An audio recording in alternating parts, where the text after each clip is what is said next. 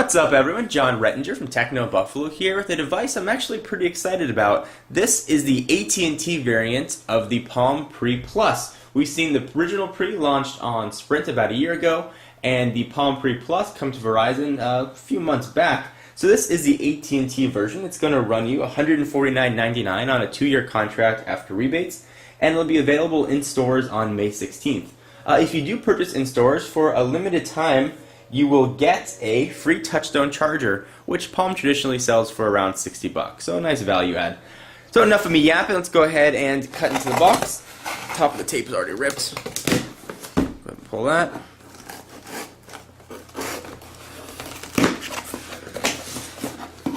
Of course we'll use the obligatory, don't cut your fingers off, big old knife.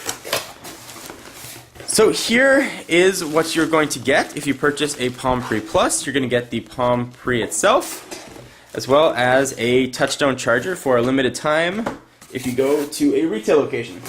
So I'll push the charger off to the side, and let's take a look at the Palm Pre Plus box. It looks very similar to the other Palm boxes that we've seen in the past. It's a very nice unboxing experience, although this time it is now emblazoned with AT&T's orange. There's a picture of the device on the front. For those of you not familiar with the Palm operating system called WebOS, it's a multitasking powerhouse. It uses something called the deck of card features, and I'll show you the operating system in an upcoming video. But it handles multitasking very well. It's got a capacitive multi-touch screen, which is 2.63 inches, the resolution of 320 by 400. It's got 8 gigabytes of user storage. It does have a removable battery, which is 1150 milliamp hours, so about 5.5 hours of 3G talk time and about 350 hours of standby talk time. It does have a 2 megapixel forced focus digital camera with flash, and it does have a camera, and obviously it has a camera, and a camcorder. It does a lot of other sort of pretty impressive functionality. It's got about a 600 megahertz processor, and is on par with some of the hardware that's been released recently, although it's certainly not a gigahertz chip as some of the other devices that have come out are. So here is the box, just pulled off that sleeve. Device on the front, back of the device, nothing on the top. So this looks like, let's go ahead and open this up. There we go. So here we have the Palm Pre Plus. It looks very familiar. Those of you that have seen a Pre Plus on Verizon or another carrier. Oh, I will say it does feel like the sliding mechanism has been improved. It was one of the complaints that I had with the Verizon version. It felt a little weak. This one actually has a very nice spring-loaded feel. That's good. Push it off to the side for just a minute and see what else comes in the box. So it sits in this hard plastic shell.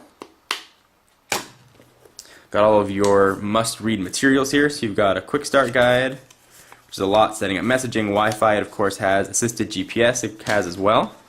Texting and driving, it can wait. Obviously, very important, it can certainly wait. And here are your accessories sitting underneath this nice little piece of plastic. You have, of course, your USB charger, which I believe Palm uses a micro USB for their devices, which is hiding right under that flap on the side. We'll take a look at the device in a minute. So a very small charger, which is quite nice. We've got a pair of headphones, which appear to be the same headphones that are shipped with previous devices. Assuming a USB to micro USB cable. These things are quite ubiquitous. And a little bag carrying case, which is not leather, but some sort of microfiber. You can use it to clean the screen or keep your device in there. Push that back, close up the box, and let's take a look at the phone itself, since this is the main attraction. So, like I mentioned, it does have a 2.63-inch multi-touch capacitive touchscreen, which is very nice. Its gesture area is right down here. If you're familiar with Palm WebOS, it loses the original button that the initial Pre had. Now it's sort of virtual. You just touch it, and it recognizes the click. So on the left side of the device, you've got your volume rocker.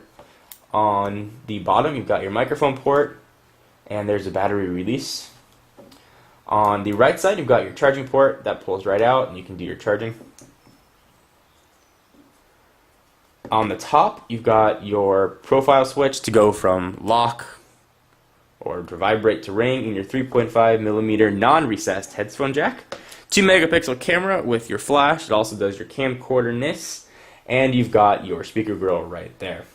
So let's take a look at the Touchstone. One of the cool things about the Palm devices is that they can make use of wireless charging. You actually have to plug in the Touchstone.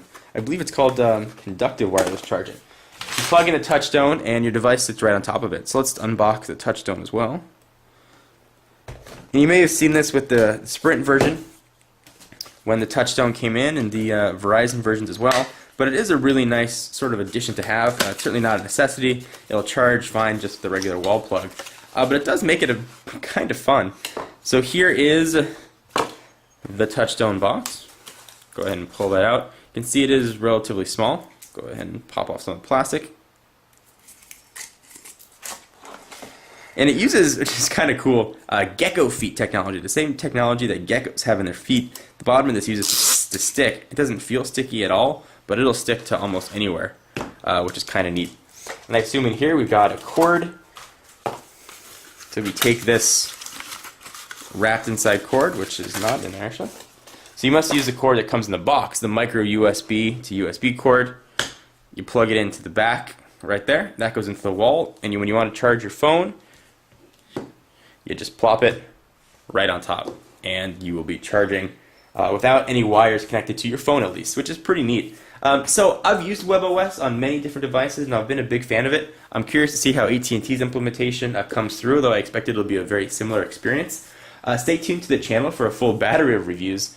I will be covering the operating system, how it performs against its competitors, and a few other tests that you request. But as I usually do with my phone unboxings, let's do some size comparisons with perhaps the Pre Plus's biggest competitor. Here is its AT&T stablemate, the iPhone 3GS. You can definitely see that there's a size difference there. We stack them on top of each other. You'll see there's a size difference there as well. The Pre Plus has a full slide-out keyboard. As of now, there is not a on-screen virtual keyboard. You have to rely on the small-ish slider. Move that off to the side. Here is its, well, I suppose, cousin. Here's the Pixie Plus, this, which also will become an AT&T, but this is a Verizon variant. See, there's certainly a thickness difference there as well. And here is the just released Droid Incredible for Verizon Wireless.